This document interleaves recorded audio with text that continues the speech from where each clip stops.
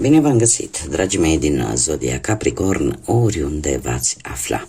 Bine ați venit tuturor pe canalul meu, Tarot Flor de Loto. Numele meu este Nina, pentru cei care nu mă cunosc. Și ca de obicei mă bucur să vă am alături la fiecare lectură, atât pe dragii mei abonați, cum de asemenea și pe cei care poate sunteți pentru prima oară aici pe canal. Azi, așa cum v-am obișnuit, voi face o lectură temporală, fără limită de timp. O lectură pe care voi să o puteți urmări oricând doriți sau atunci când apare în viața voastră. Desigur, dragii mei, nu uitați un lucru important, faptul că voi sunteți cei care vă construiți viitorul. Și fiind o lectură generală, vă rog din suflet să luați decât acele mesaje care rezonează cu voi. Restul lăsați-le să zboare în univers, pentru că sigur sunt pentru alte energii, pentru alte persoane care într-o mai mică sau mai mare măsură au o legătură cu Zodia Capricorn. Așa că, dragii mei, toți cei care aveți Soarele, Luna, Venus, Ascendentul sau oricare alt aspect astral important pentru voi și care are legătură cu Zodia Capricorn, atunci această lectură este de asemenea și pentru voi. Așa că, dragii mei, haideți să vedem ce ne zice acest minunat oracol Panta. Ce vine pentru dragii mei din Capricorn în următoarea perioadă de când voi urmăriți această lectură. Să vedem.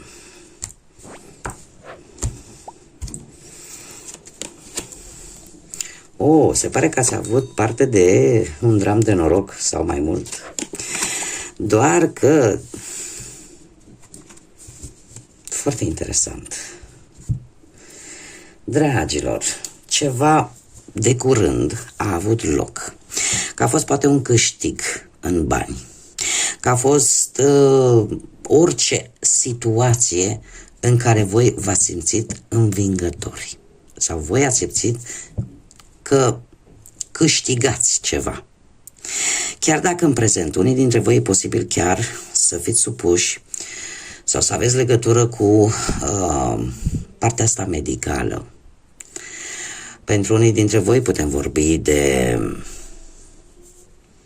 o stare de singurătate pe care o resimțiți în acest moment, sau poate chiar de izolare, dar este pentru ceva pozitiv.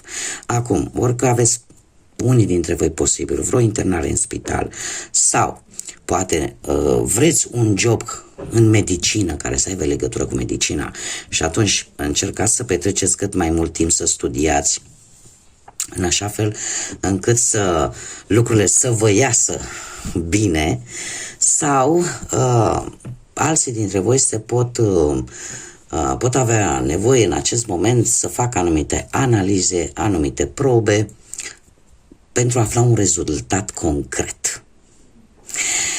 Și aici e posibil chiar, dacă vorbim de banii respectiv să fie pentru acest plan pe care voi îl aveți, pentru acest proiect, indiferent care este el, cel pe care le-am enunțat un pic mai devreme.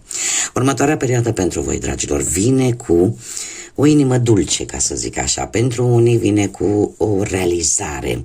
O realizare, poate de natură maternală, în sensul că în sfârșit puteți să aveți poate un copilaș.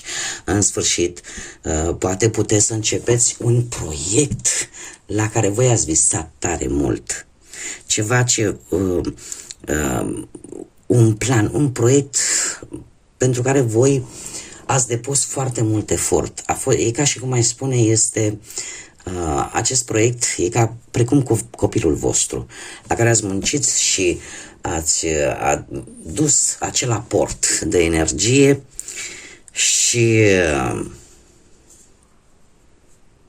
cel mai mult sau cel mai important, aș zice, pentru voi în următoarea perioadă este că lucrurile vă vor ieși fix așa cum vă doriți voi. Și eu cred că asta e cel mai important aspect. Haideți să vedem ce ne spune și tarotul. Următoarea perioadă, ce vine pentru dragii mei din Capricorn? Încă îmi joacă feste degetul ăsta. Să-mi revin cât de curând. Haideți să vedem.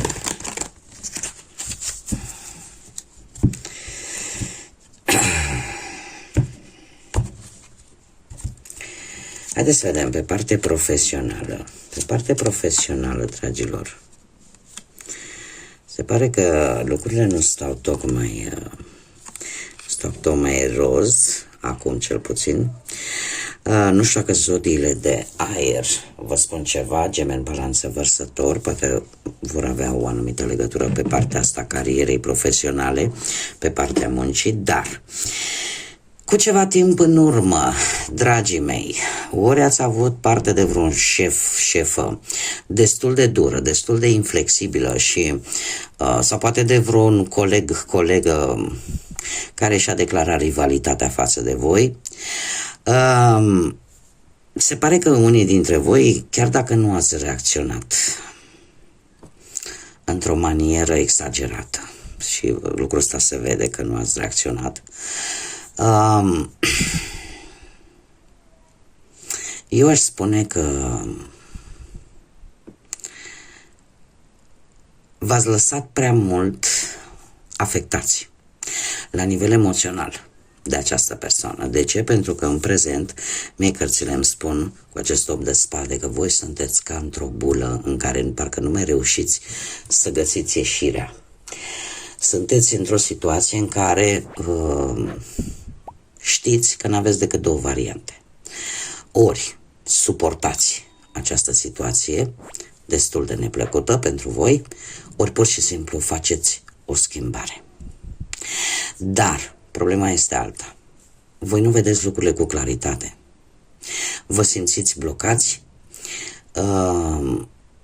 cumva sunteți într-o căutare de ieșire din această situație. Trebuie să vă spun că dacă în acest moment vă simțiți așa, în ceea ce privește partea asta profesională, următoarea perioadă pentru voi vine cu o schimbare de zile mari. De ce? Veți avea o epifanie. E ca și cum ai zice, domne, dintr-o dată, brusc, îți vine o idee. Sau o anumită situație se prezintă de așa natură încât voi în sfârșit veți ieși din acest cerc vicios al gândurilor negre în care singurei ați intrat, pentru că e posibil ca realitatea să nu meargă în tandem cu ceea ce voi gândiți că este. De fapt asta vă macină, gândurile vă macină. Iar următoarea perioadă pentru voi pe plan profesional o să vedeți că vine cu o îmbunătățire. Poate că unii nu au găsit de muncă. Se va găsi de muncă. De ce? Pentru că voi vă veți redescoperi voința. Vă veți folosi cunoștințele voastre pentru a vă îndeplini un scop. Da? Vis-a-vis de o anumită situație legată de muncă. Și asta în urma poate unei idei. Și vă dați seama de fapt că aveți fix tot ce vă trebuie pentru a merge înainte. Haideți să vedem pe partea financiară. Pe partea financiară, da, dragilor, se pare că într-adevăr pe partea financiară, nu știu dacă ați cheltuit ceva bănuți. Încă o dată mi se scoate în evidență pe ceva medical. Ceva ce are legătură cu sănătatea. Pentru unii dintre voi cu acest 4 de spade. Sau, poate, nu știu, a trebuit să faceți o cură. Să faceți un tratament. Da? Pentru că aici vorbește tare mult de o epuizare, de oboseală cronică. Și acest 4 de spade ne vorbește de acea perioadă, poate de recuperare, de ce nu, o perioadă destul de dificilă, aș spune. Iar pe partea banilor, cumva v-a blocat. Da? Aceste lucruri v-au blocat un pic financiar, care trebuie să vă spun că nu a durat. De ce? Pentru că totuși în acest moment, cu acest 2 de pâte, se pare că apare un echilibru între banii care intră, banii care se cheltuie și e un moment, aș zice eu, destul de bun de a ieși un pic din zona voastră de confort și în felul ăsta de a găsi cea mai bună soluție la o problemă legată de bani. Lucru care se va întâmpla cu acest 10 de monede în perioada următoare. De ce? Pentru că vor crește veniturile și se pare că în sfârșit norocul cumva vine și de partea voastră.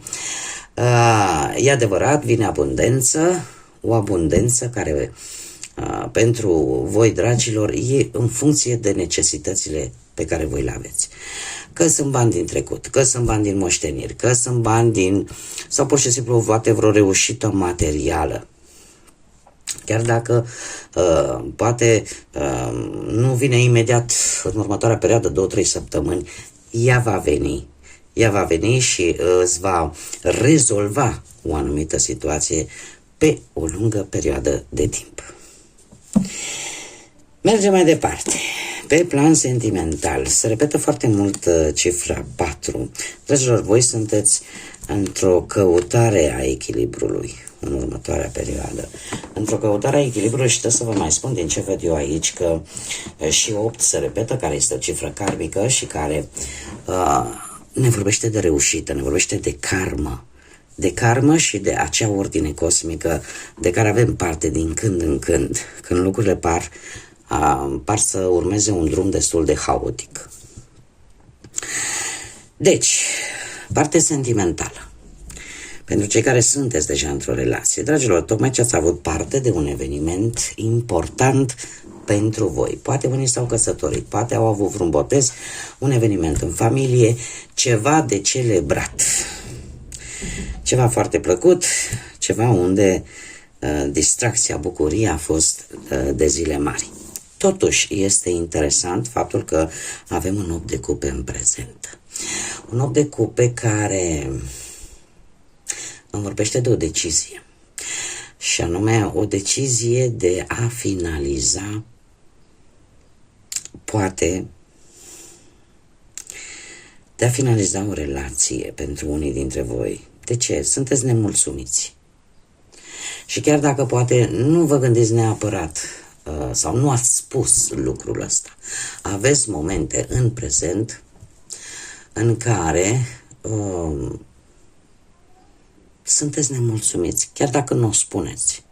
Dar vă vine efectiv să lăsați totul în urmă și să vă duceți cât vedeți cu ochii.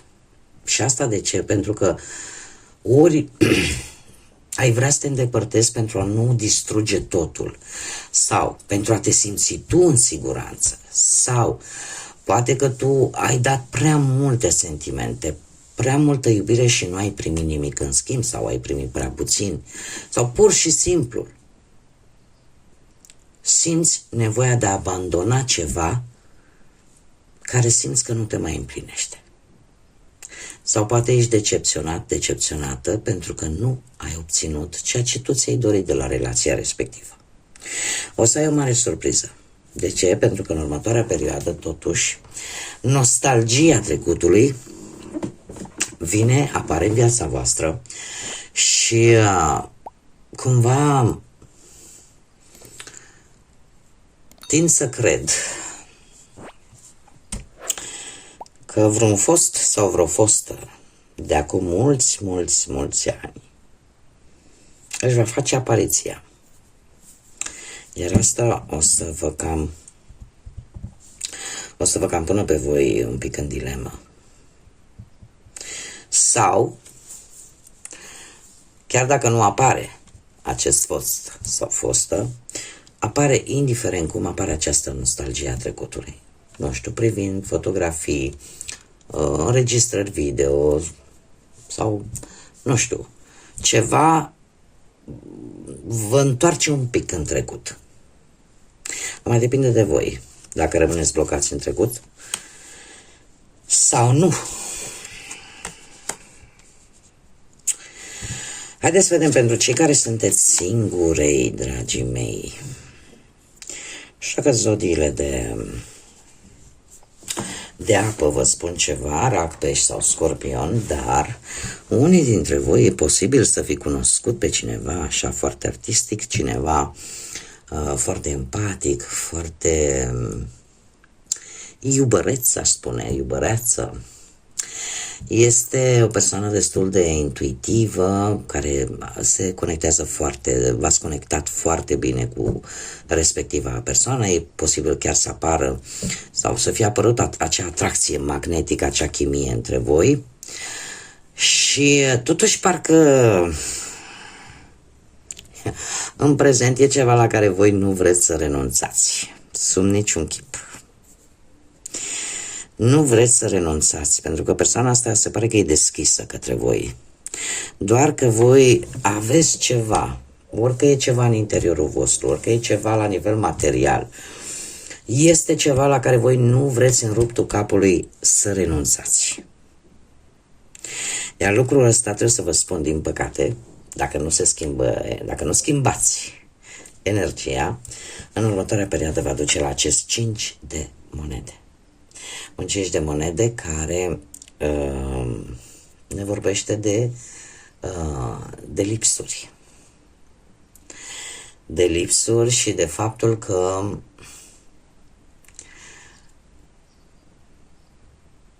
e posibil ca persoana asta să-și piardă interesul vis-a-vis de voi. Pentru că simte că nu are o corespondență. Simte că nu-i...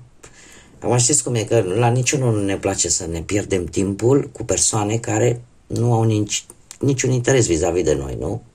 E, cam așa ceva se întâmplă, pentru că voi nu vreți sub niciun chip să renunțați la ceva. Iar această persoană vrea stabilitate. O stabilitate pe care, acum depinde de adaptație în funcție de situația fiecăruia, din anumite motive, e ceva acolo la care voi nu vreți să renunțați, dar dacă se continuă pe această linie, din câte văd eu aici, la un moment dat, se va da bătută persoana respectivă. Știți cum e? Unde nu se fac compromisuri, nici e foarte greu să mergi mai departe. Haideți să vedem ce ne spune acest oracol al lunii. Un mesaj, uite, chiar că am două mi s-au întors, ia să vedem, avem o lună nouă în Berbec. Du-te, go for it, da, du-te și ia-l, du-te cu tărie, cu multă energie și luptă-te pentru ceea ce îți dorești. Faptul că e lună nouă ne vorbește de noi începuturi. Un nou început în Berbec e ca și cum ai zis, trebuie să treci la următoarea provocare, dacă asta îți dorești cu adevărat. Și al doilea mesaj, avem un prim pătrar de lună în Rac, care spune că ar trebui să treci dincolo de orice nesiguranță, să lași toate aceste temeri, să lași toate aceste nesiguranțe deoparte și să intri cu curaj, să înfrunți situațiile cu mai mult curaj. Haideți să vedem ce ne spun și zarurile astrologice, ce vine pentru dragii mei din Capricorn. Și avem casa a 12-a, Zodia Balanță, și aici avem pe Saturn. Casa 12-a. Casa 12-a ne vorbește de acel ceva superior. Acel ceva superior care preia controlul. Se pare că același lucru, într-un fel sau altul,